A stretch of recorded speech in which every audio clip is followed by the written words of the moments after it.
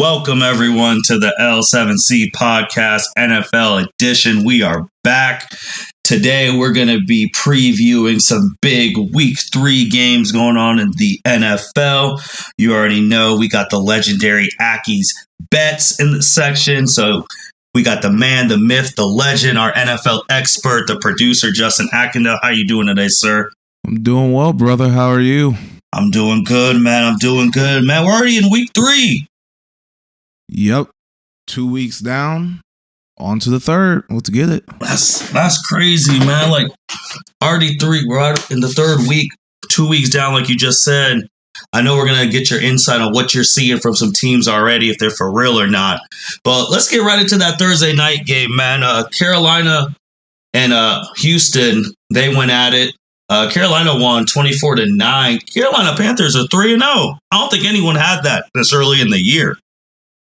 Man, there was a lot of people that are really high on the Panthers. Mm-hmm. Me included. I thought they were going to do well with Sam Darnold. You give Sam Darnold some weapons. You give him Christian McCaffrey. You give him a really good defense, and this is what you have. I mean, what shocked me is I was reading Football Outsiders, and in the DVOA rankings, the Panthers are the number one team in it.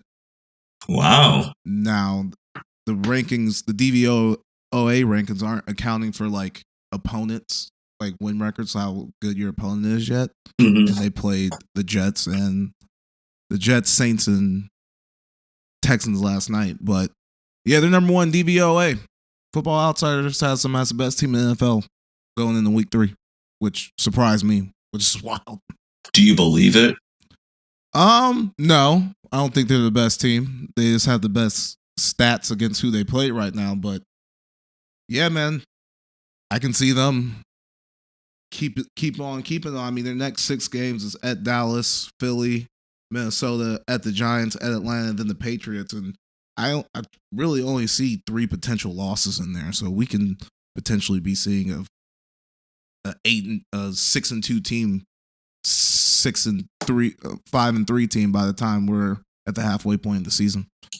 Does that also depend on how long Christian McCaffrey is going to be out? Because he did leave the game on a hamstring. They haven't said how long he's going to be out yet. So yeah, they did draft Chuba Hubbard, and I forget who the other dude backup running back is, but yeah, I still think they'll still be able to run the ball. They definitely won't be as dynamic without Christian McCaffrey, but they have a really good receiving core. I mean, DJ Moore had 8 catches for 126 yards last game. They got Robbie Anderson, and Sam Darnold hasn't been fucking it up. So yeah, I can definitely see them, in this little 6-game stretch going 4-2, 5-1. Like, their schedule's really easy. I know it's early, but is Sam Darnold going to be another person who we say, once he got away from Adam Gase, he became better? I know it's only 3 games, but is he already another one? Man, about Adam Gase, when I was on Twitter before we got on, someone tweeted the graphic. It was like he was at a high school when he left. They won the state title when he was at LSU when in the early 2000s, and after he left, they won the national championship in 2003. Mm-hmm. Peyton Manning, when he was with Denver, won the Super Bowl after he left. So I think Sam Darnold's going to be a part of that class. I mean, to Adam Gase's defense, I mean, the Jets did suck. Like, the organization didn't help Sam Darnold one bit. But yeah, I think we're going to be saying, when you leave, it's another case of when you leave Adam Gase, you do better almost instantly. Fair enough. That's it with the Panthers. They are 3-0. Texans are 1-2. Justin, I know game. I fucking fell asleep about it. It was it was very boring, and it kind of sucks because these primetime games have been really good so far, and this was like the first week one. I mean, we got Week 3 coming up, in the games in the Oh yeah, there's some in the 4:00 and Sunday night and the Monday night game. They're all good. Let's go right into that, man. 425, 2-0 Tampa Bay against 2-0 Los Angeles Rams. I didn't know they would be playing this early, and it's at Los Angeles. Tom Brady's first time playing a game in LA, if you did not know. Justin, man, what is going to happen in this one? This is a I feel like this one's more bigger for the Rams to like really show that they could compete with the Bucs. But what are you seeing in this? Yeah, man, this is going to be a good one. I mean, both teams are 2-0. Bucs in week 1 beat my Dallas Cowboys 31-29. Then they absolutely fucking dog walked the Falcons last week. Oh my god! Like, and you know what? The Falcons were in it. Like, it was 28-25. Like going into halftime. Like, Atlanta came back, and then, oh my god, dude ran back those 2 picks. Well, one was a pick 6, and the other one was a batted ball into a pick 6. Just, God. If you're talking about the worst teams in the NFL, I think you gotta have Atlanta in your top 2 because they are just fucking awful. God damn. Once again.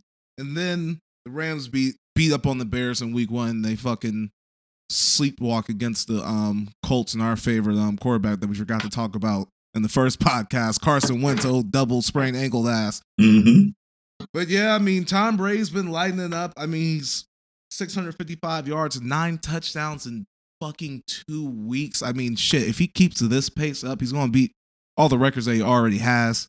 Stafford's been playing well. The true key of this game is, can the Bucs pass all over the Rams? Because the Rams have a pretty good secondary. I mean, they got Jalen Ramsey back there. And the Rams like to run the ball.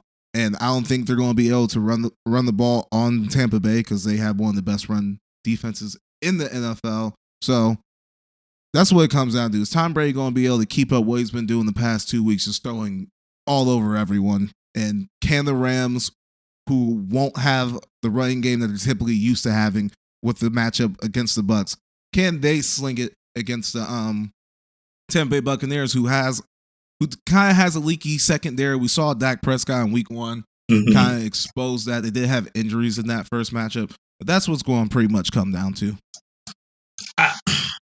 AB is out this game. What? He's not playing?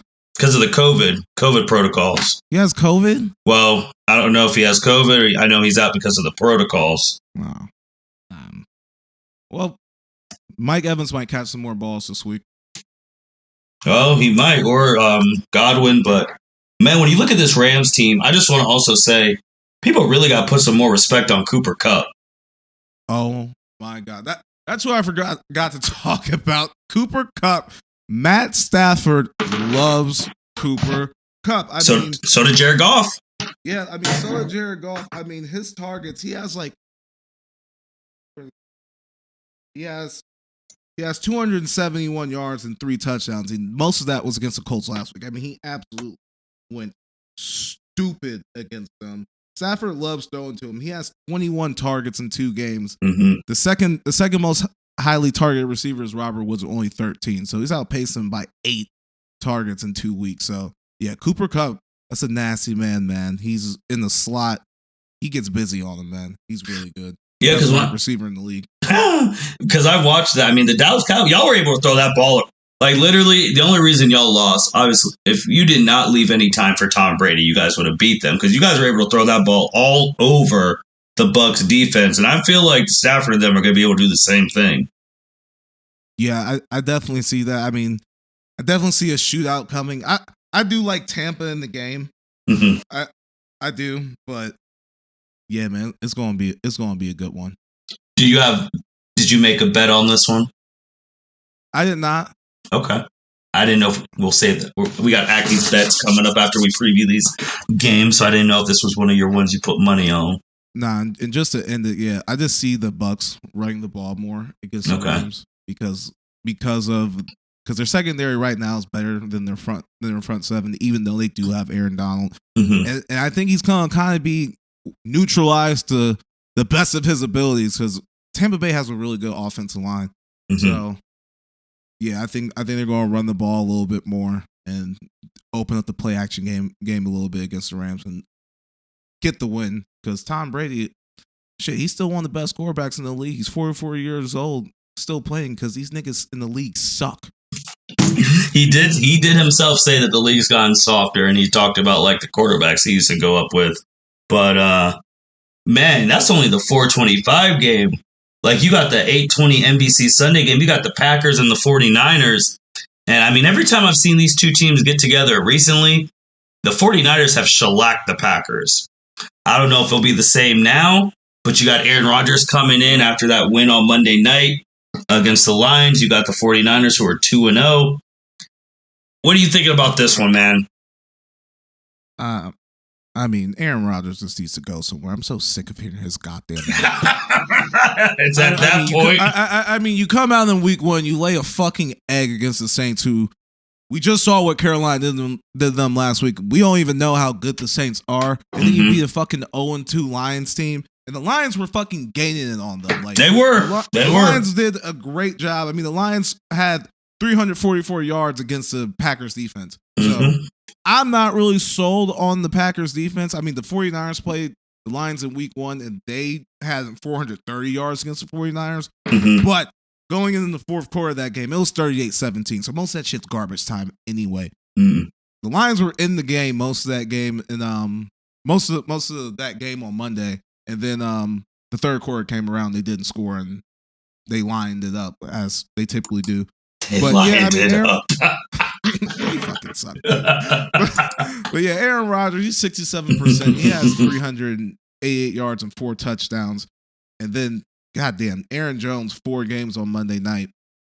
He's one of the best pass catching running backs in the league. I just don't see Green Bay winning this game. I mean, they can only win one way, and that's Aaron Rodgers literally destroying everyone. And he hasn't been able to destroy the 49ers as of late. I think the 49ers are going to really just muck this game up and just make it a nasty game. They can run the ball. Green Bay can't stop the run. I see San Francisco giving it to Green Bay. And if we're being honest, Green Bay doesn't really have to win this game as much as the 49ers have to win this game because of the division that they're in. I mean, shit, every team in the NFC West is undefeated right now. The 49ers got to win this game more, in my opinion. The Packers are in the NFC North. They got the Vikings, who are facing 0-3 because they play Seattle this week. I think it's at Seattle, too. I have the schedule up right now. It's actually at Minnesota. Okay. They get them at home. And then you got the Bears, who are not very good. And then you got the Lions, who we have talked too much about because they've been playing good teams. So, yeah, I just don't see it. Yeah, I don't. You know, with the Aaron Rodgers thing, I am at the point where I'm just like, man, let's just. Because now he's just talking. Like, he came as like, oh, all these people don't know what they're talking about. Blah, blah, blah. This is. I was like, bro, you lost 38-3. That's bad. You threw 5 picks last year. You threw 2 in the first game of the year. That's bad. Yeah, I mean, we have every right to say that you played like complete dog shit because you fucking played like dog shit. Like, you came out there, you were throwing picks. You guys look lethargic. You guys look like you just didn't care. And you guys had us thinking that Jameis Winston has a whole new lease on life. You had us saying for a whole goddamn week that that LASIK eye surgery can fix Jameis Winston. So, like, Aaron Rodgers, you gotta do better, man. You ran your mouth all season, held out, threatened to retire before the season. That first game, you gotta come out and you gotta be ready for that shit. So get the fuck out of here with that. That we don't know what we're talking about, shit. Like, and then he tried to bring up like the personal. So I was like, nobody here is bringing up any of your personal stuff, bro. No one cares about that. You lost 38-3 in the first game as the reigning MVP of the league. The person who just been to like multiple NFC championships in a row. Like, bro, it was bad. You bounced back. You won, even though there was a point too where Detroit wasn't Detroit. I'm like, oh, this is a lot closer than I thought because Detroit was leading at half. I mean, Detroit does play them tough a lot, but you know that was with Stafford at quarterback. Carry that team on his back.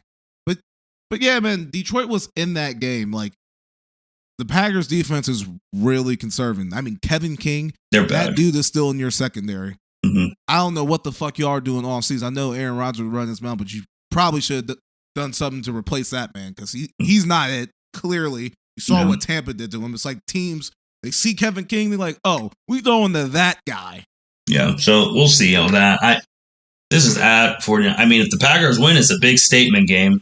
That could really, for the people who saying they're back. I mean, like you said, it's crazy because the 49ers are 2-0, but they need this game more because their division is crazy. They absolutely need this game more. They beat the Eagles last week. They beat the Lions in week 1. You got Jimmy G there. You got Debo Samuel. They don't have a running back at the moment, but it really doesn't matter who's back there because he's going to go off. You still have George Kittle. I mean, yeah, they have to keep on keeping on because, I mean, I don't see the Cardinals losing this week. They got Jacksonville. They're going to Jacksonville. They're going to kill them. Yeah, and then the Seahawks are playing Minnesota. I mean, Minnesota has to have this game. Hey, Courtney. Minnesota has to have this game. And then we already talked about the Rams and the Bucks. So, yeah, they have to keep up with this division or they're going to be a wild card team having to go on the road and play in that first weekend. But, man, Monday night, which when I saw the commercial for this, I actually got hyped because I didn't know it was so soon. Eagles, Cowboys, Monday Night Football at Jerry's World at the $1 billion playpen. Justin, I mean, you guys y'all gutted out that win last Sunday against the Chargers. The Eagles are coming off a loss. So both of y'all 1-1. Washington's 1-1. Where are the Giants playing this week? Yeah, they play the Falcons. Okay, they play the Falcons. Man, my computer didn't like the Falcons. I was like, I ain't gonna show. But they suck. Oh, that's why they're in the 1 o'clock. Giants are 0-2. I'm still looking at the 4:40. All right, but this is a big one, man. This Monday night, and like I don't know if you've seen it, but the 3 biggest games this year, 2 out of the 3 have been the Cowboy games. National TV every goddamn week. There's a reason why they put us on there. Yeah, the first obviously was the opening night. Then you and the Chargers was the biggest game. And then the third biggest game was the Mahomes Lamar thing. So y'all outdid them. And this one's about to be a monster number 2. But Justin, more importantly, what's going down in this game? Oh man, Eagles scare me. I'm not even gonna hold you. Eagles can play defense. I mean, they held the 49ers to only 17 points last game. Mm-hmm. Jalen Hurts can move a little bit, but our defense has been a little opportunistic. We've been getting turnovers. We are not a good defense by any means. I'm not going to lie to the fans. I'm not going to be a fucking Dallas Cowboys homer on this podcast. I refuse to do that. But we can get a nice little streak of wins. You might hear me running my goddamn mouth. But yeah, our defense has a couple players. I like the young guys. They've been playing really well. Trayvon Diggs and Micah Parsons. We had Michael Parsons playing defensive end last game, and he was just harassing Justin Herbert. Mm-hmm. But I mean, we won that game, to be honest, because the Chargers just couldn't stay out their own fucking way. I mean, stupid penalty after stupid penalty. Couldn't convert in the red zone, missing kicks. Mike McCarthy wanted to lose that game so bad with the terrible, fucking god awful clock management at the end of that game. I think there was like 40 seconds left, and we had a timeout, and we let that shit run all the way down to fucking like 8 seconds. Mm-hmm. Just ridiculous. But yeah, it's our home opener. Eagles are a very feisty team. I do expect the Eagles to cover spreads, a 4-point spread right now, but I think the Cowboys got this. I think get them because fuck the Eagles. That'd be big. Put y'all at 2-1. Depending on what Washington, I expect Washington to lose. So I'll put you guys ahead in the division with a division win. That's NFC, I know we're calling it the NFC least. That's what people have been calling, but division wins in there are huge. Man, first of all, we got to do something about this NFC least thing. I don't think the NFC East is the worst division in football. We just have the biggest take. Ain't no fucking hot take. You got the AFC South on the other side of the conference. They got Jacksonville and Houston and fucking Indy, and Carson Wentz can't fucking stay up. If the Titans do not win that division, we're going to have a fucking therapy session for their fans because, God, that division fucking sucks. Okay, AFC South. And you know what? The AFC North might give us a run for our money too because they're not very good either. So, all right. Those were some of the big games. There was another big game. don't think it's getting that much. We got Chargers at Chiefs. That's big now because they're both 1-1. That's a division game. If Chargers want to make that next step to get in the playoffs, they got to win these games. They do got to win these games, but they gotta stop shooting themselves in the foot, man. Mm-hmm. I mean, that Cowboys game, I watched that whole game for the most part. I mean, they were just anytime they got any momentum, holding penalty, false start, defensive holding on defense sometimes. I mean, just terrible penalties, man. Like, they gotta clean that shit up. But to segue into my bets. Oh, is it time? Yeah. Aky's picks? Let's go. Yes. To segue into that. Wait, first, how did you do last time? How did you do last time when we were on? What was the record? Did you only miss one? Yeah, I was 2-1. The teaser hit. And yeah, I was 2-1. I threw away the notes. I can't remember who I picked. You know, with this betting shit, it's week to week, bro. Like, I can't worry about last week. I'm on to the next week every single time. As soon as Monday hits after Sunday, I'm looking at lines. I gotta see what I can get. But I didn't put my bets in until Wednesday. So I missed out on some of the good lines. I'm not even gonna hold you. But yeah, first bet I got is the Chargers +7. They're getting 7 against the Chiefs. I feel like that's a lot. It is a lot. It is a lot. The Chiefs this year are 0-2 against the spread. And then last year on spreads higher than 7 points, so 7 or higher, they're 3-8. So I mean, Kansas City, yeah, they're one of the best teams in the league, but they're not a betting favorite anymore. I mean, the Chiefs are 31 in DVOA on defense, 31. Second to last in the NFL, and Chargers can move the ball. So if they can clean up some of the bullshit that they've been doing the past couple of weeks, I think they can keep the game close and cover that spread. I don't see them winning the game because Kansas City, I mean, they don't cover, but they won a lot. I mean, they went 15-1 last year and only lost to GOAT Brady. So yeah, I really do like the Chargers in that matchup right there. Okay. What's the other ones you got? And then the next game I got is the Bengals at the Steelers. Ugh. I didn't take a side, even though I'm a hard lean towards the Bengals. I really am, because the Steelers have not been impressive. That offense is terrible so far. It's terrible. It has been terrible. Can't run the ball. Big Ben has a fucking pec strain. I don't know how that's going to affect him. Can't run the ball. Can't throw the ball downfield. I have Chase Claypool in our fucking L7C fantasy league, and it just sucked. Nah. They didn't address the line, man. That offensive line's bad. Nah, I don't have him in the L7C fantasy league. I got him in a different league, but besides the point, he's one of their most explosive players, and they just can't fucking get in the ball because Big Ben can't fucking get it to him. So I got the under in this game. The Bengals, surprisingly, have a pretty good defense. They are 7th in defensive DVOA. So I think I think it's going to be a very low scoring game. Big Ben's going to be compromised. Steelers have a ferocious defense. I don't know if TJ Watt's going to be playing, but I'm sure the backups are still going to be able to get pressure and make it a little uncomfortable for Joe Burrow. But yeah, I like the under 33.5 in this game. Okay. I feel like when those two teams do play together, those are very low scoring games. Yeah, typically. I mean, these division games, I mean, these teams know these. You play them twice a year. You play them more than anyone else, so you know who they are. I mean, the Bengals on a Monday night game last year whooped the dog shit out of the Steelers. Yep, I remember.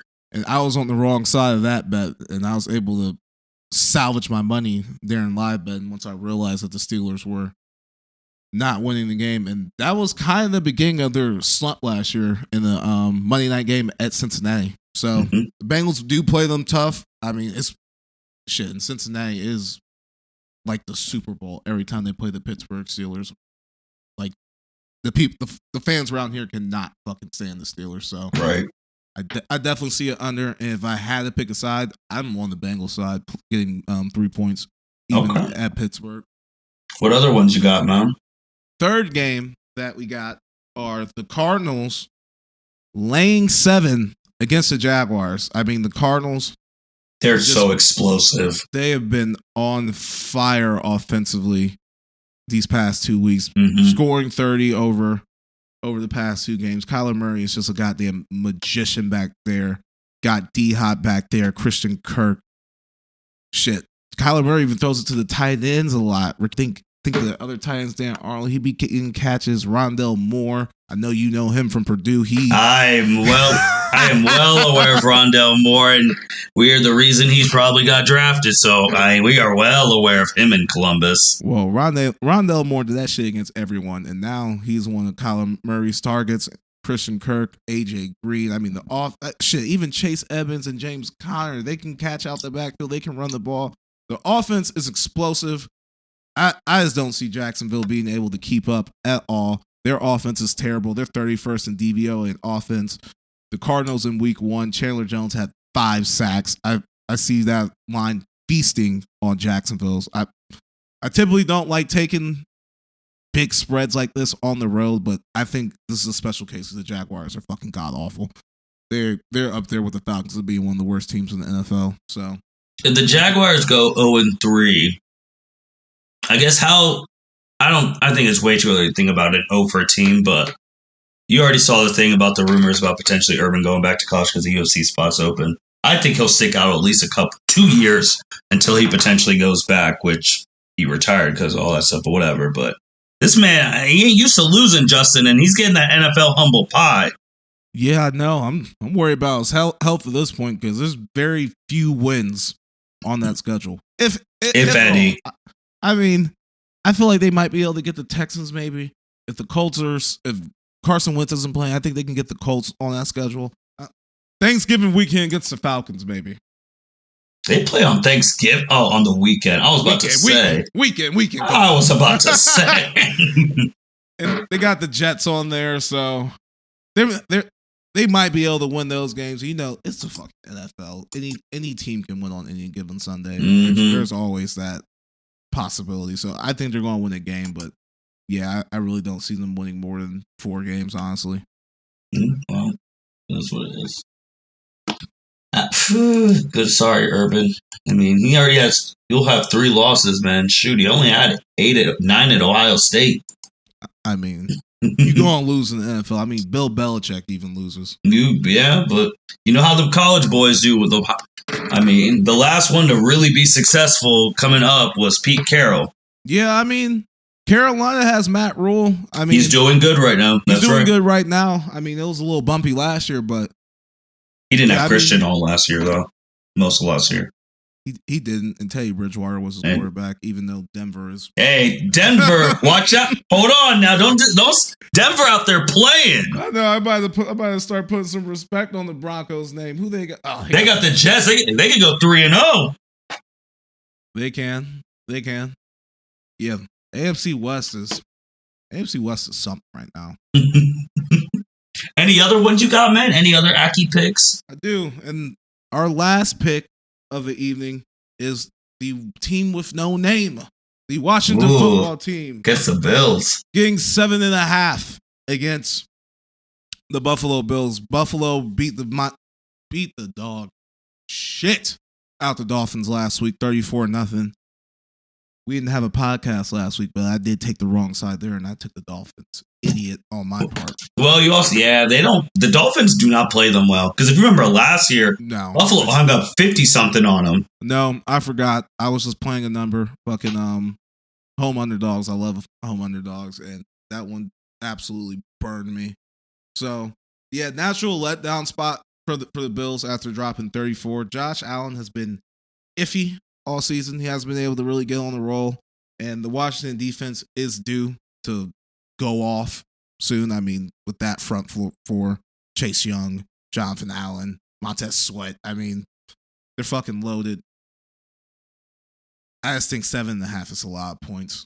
I think Vegas got that wrong. I'm sick that I didn't bet on this game earlier in the week when the line came out, and on Monday at like 9 points. Washington was getting 9 points. Mm-hmm. So I came in late on that one, but yeah, I see Washington definitely covering that. Okay. I was going to ask what the line is on this Saints at Patriots game. Saints are a 3-point favorite. Oh, really? They're the wow. Yeah, at home. Wow. Okay. All right. I did not expect that, but right. What did you think the line was going to be? I thought Pats were going to be favored by 3. Oh yeah, the Pats are. What? I thought you said the Saints. Yeah, you said the Saints. My fault. Yeah, the Patriots are favored by 3. Okay. Yeah, I thought you said Saints. I was like, Saints on the road, favored by 3? What? Okay. All right. I mean, we're about to see because I know we'll be recapping in 2 weeks, but Tom Brady's going to be making his return to New England next week in Week 4, and that game is going to get every place is covering that game. Oh my God. Are y'all ready for Week 4? Because that shit, we're about to hear nothing but fucking Tom Brady and Bill Belichick stories all goddamn all goddamn week. Mm-hmm. I'm not looking forward to it, man. I low key hope that the Bucks kind of actually no, because I forgot about my Patriots making the playoffs bet earlier this year. Yes, you did. I was shocked. Yes, so I need the Patriots to win that game. I need the Patriots to go to the playoffs so I can get that money. So. Yeah, but what you call it, Tom Brady has definitely won this divorce. Like anyone arguing for Bill Belichick at this point, like the man went to Tampa Bay and won a Super Bowl in his first year during COVID. Like we gotta put it all to rest. I mean, and fucking Bill Belichick still can't find a quarterback. I mean, they're the 8:20 Sunday night game. Oh my Lord, the whole world's gonna be watching. I mean, the NFL, they know when they pick these games and place them in the spots that they do, they know what they're doing, man. Everyone's going to be watching that shit. NFL, Junkie TV. At least y'all get 2 home games. I was looking at the Cowboys. At least you get 2 home games in a row, but that Panther game at the beginning of the year is just like, but now that's tricky. It's definitely tricky. I mean, I think we'll be able to throw against them, but they have J.C. Horn, their first round pick, broke his foot, so we won't have to worry about him playing, but the defense is good, but I believe in Dak. I need to see what happens on Monday before I start picking them to beat the Panthers preemptively. Yeah, man, we've been looking good. I mean, that I cannot stress that Chargers win because we really had no business winning that game. But I'd be Maris to ask you, what do you think about the running situation? People are talking like Zeke, Pollard. It's a big topic right now with the Cowboys before we sign off. Because Pollard's balling. Like, I watched that game. He was going. I mean, what exactly are you asking me? Do I think that he should get more touches? Should he be starting the game? Like, I don't think you have him start. Zeke makes $90 million. He better be freaking starting. But I mean, what's going on? Like, I guess with Zeke, I mean, like, why does it look like when Tony gets in, it's easier for him to run and catch the ball, but with Zeke, it's just like, Because I just think Tony Pollard is just a more versatile, explosive player at the moment. I mean, every time he touches the ball, he just you can just see the pop. And Zeke is more of the bruiser right now, but I really like them like as a tandem. Like you got Zeke bruising the ball. I mean, he can run inside the tackles. And you got Tony Pollard, running the quick shit outside and catching the ball at the backfield. So I've always been high on Tony Pollard. When Zeke was doing his fucking holdout, I told him, we got this dude. We don't need to fucking pay this man. What are we doing? But yeah, man, I mean, having two good backs is not a bad situation to be in at all. No, it's not. Tony Pollard's just younger and more explosive at the moment. These running backs, man, the only one who can just sustain workload like this is Derrick Henry at this point. And I said earlier that I don't think he's going to be able to, and he's proven me wrong at the moment. I mean, that game last week against Seattle, I mean, they were losing, and in the second half, they came back running the ball. They weren't throwing, they weren't chucking that bitch. They were turning around and giving that fucking big linebacker the ball every goddamn play. Mm-hmm. And Seattle couldn't do anything about it. I agree. Justin, man, anything else? Anything else? Yeah, man. Our boy Justin Fields. He's about to get the start at Cleveland. As our resident Ohio State fan, how do you feel about it? Personally, it's a week too early. I thought I'm gonna be honest. I thought he was gonna start in week 4. What did they have? They had a scrub team. They had the Lions. That would have been a nice, easy game for him to ease in. But I mean, it is what it is. He'll be at Cleveland. The Browns, they are a good team. They're, like you talked about the Washington football team's defense being due. Myles Garrett and them, they're due soon. So they can make it rough on young Justin, but I'm not expecting much. I'm not, but the Browns should come out on top pretty easily. But hey, he might be able to shock the world. But if he gets, I think max, he'll probably have 2 touchdowns, 1 throwing, 1 on the ground. But I still see like the Bears getting killed. I mean, this clown Matt Nagy, I just don't understand why he's just so against just saying it. Like he said in the press conference this week that, well, Andy Dalton's our starter.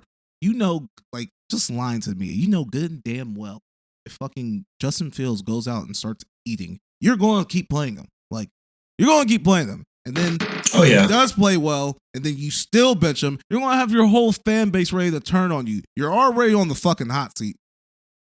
You want to go with the best guy at this point. I'm hoping Justin Fields can show that he is a guy now, and if he has to sit, he has to sit. But it's just Matt Nagy. Come on, shows it.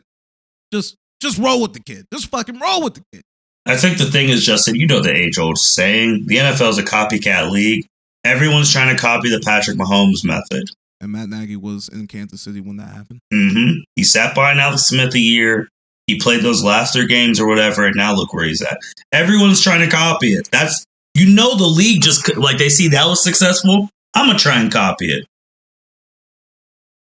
Have your hotshot rookie sit behind a veteran for a year so they can learn, and then throw him in there. I mean, how much has he learned from fucking Andy Dalton? Andy Dalton's a pro. He's a good pro. He's a pro, but he wants to start.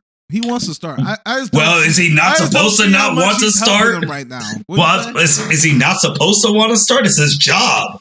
I mean, if I'm Andy Dalton, I would take my fucking $10 million that they paid him and set my house on the bench and mentor the kid. I mean, yeah, but he had a good run, man. Like he did good playoffs with the Bengals, but remember, man, Chicago did not expect to get Justin Fields.